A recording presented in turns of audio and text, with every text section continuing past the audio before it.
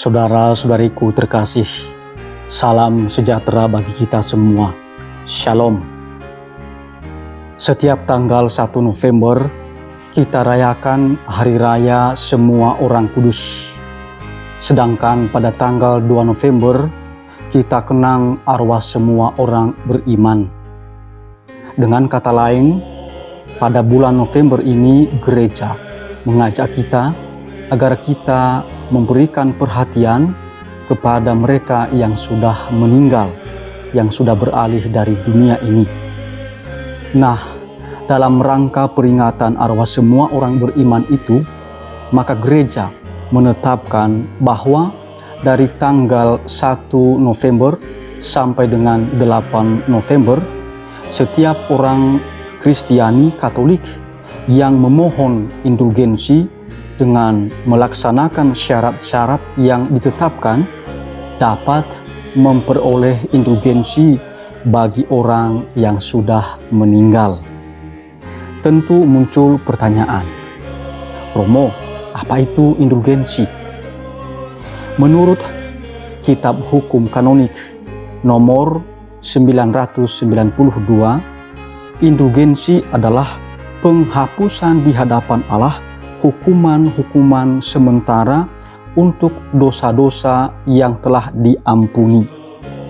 Jadi, yang dihapus bukanlah dosa kita, melainkan hukuman sementara atas dosa-dosa kita. Ketika kita melakukan sakramen tobat, kita diampuni oleh Tuhan Allah melalui pemberian absolusi dan penitensi oleh imam. Absolusi berasal dari bahasa Latin absolvo, yang berarti mengampuni.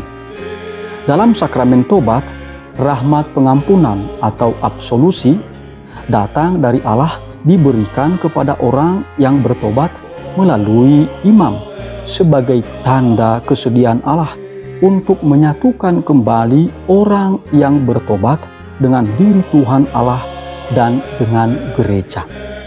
Namun, tentu saja sikap batin seseorang butuh proses untuk terus mencapai pertobatan.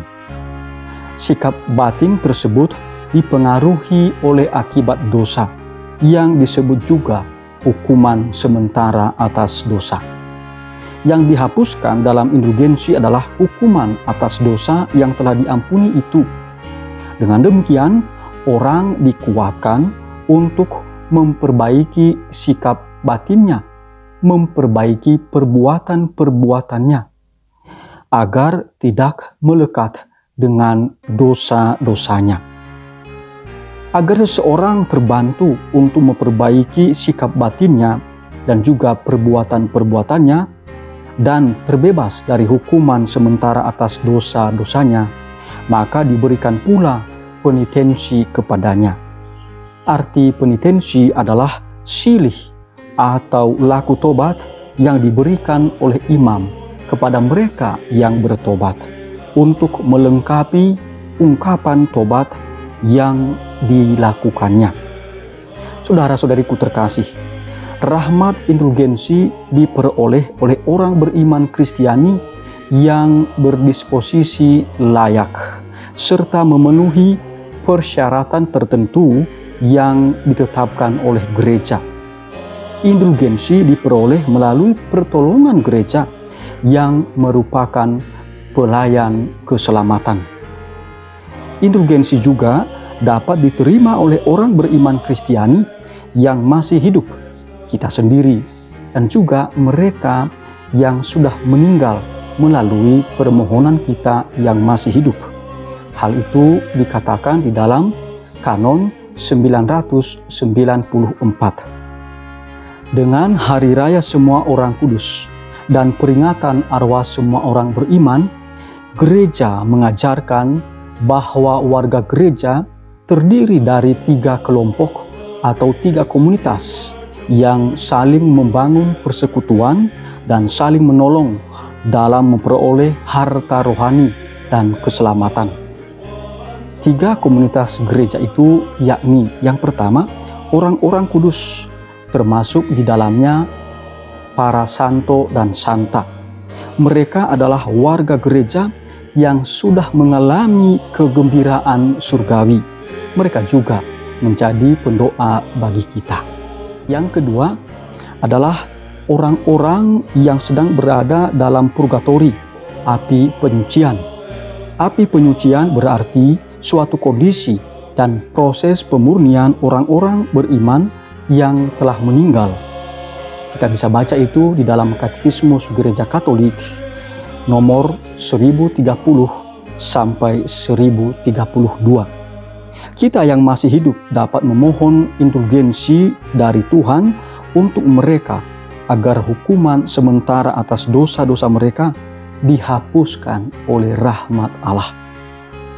Ketiga, orang beriman yang masih berziarah di dunia ini, ya seperti kita ini.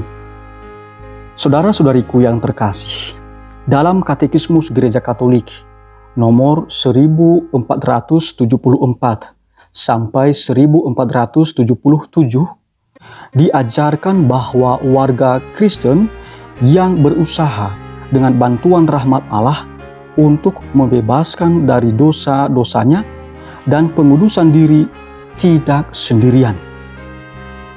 Kehidupan setiap anak Allah dihubungkan di dalam Kristus dan oleh Kristus dengan kehidupan semua saudara Kristen yang lain dalam kesatuan adikodrati tubuh mistik Kristus, seperti dalam satu pribadi mistik dalam ikatan yang mengagumkan. Tindakan tolong-menolong ini nyata dalam kesediaan kita memohonkan indulgensi bagi mereka yang telah meninggal. Melalui rahmat indulgensi, kita mengalami bahwa Tuhan adalah Maha Pengampun. Namun demikian, bukan berarti kita lepas tanggung jawab pada akibat dosa yang telah kita buat. Kita perlu memperbaiki relasi kita dengan diri kita sendiri, dengan sesama dan dengan Tuhan yang selama ini telah rusak karena dosa-dosa kita. Komitmen untuk bertobat terus-menerus sangat dituntut dari kita. Saudara-saudariku yang terkasih, ada beberapa syarat untuk memperoleh indulgensi. Yang pertama, melakukan dan menerima sakramen tobat. Dalam sakramen tobat, kita dipanggil untuk menyadari dosa-dosa kita dan menyesali dosa-dosa tersebut. Dan kita membuat komitmen untuk bertobat. Lalu kita mengaku dosa di hadapan para imam atau uskup. Yang kedua, mengikuti perayaan Ekaristi dan menyambut komuni kudus sebagai bekal rohani kita. Yang ketiga, mendoakan intensi Bapak Paus. Intensi Bapak Paus pada bulan November ini yakni kita berdoa agar orang-orang yang menderita depresi atau kelelahan akan menemukan dukungan dan terang yang membukakan bagi mereka kehidupan. Yang keempat, tidak melakukan dosa berat dan dosa ringan. Yang kelima, melakukan perbuatan-perbuatan baik dan saleh. Misalnya, beramal kepada orang miskin, beramal kepada yatim piatu, mengunjungi makam dan membersihkannya, makam keluarga kita, makam kenalan kita, atau orang-orang lain, mendoakan orang yang sudah meninggal. Saudara-saudariku yang terkasih, indulgensi merupakan rahmat yang luar biasa kepada kita, yang dianugerahkan oleh Tuhan Allah. Maka, marilah kita ikuti cara-cara memperolehnya. Tuhan memberkati kita semua. Amin.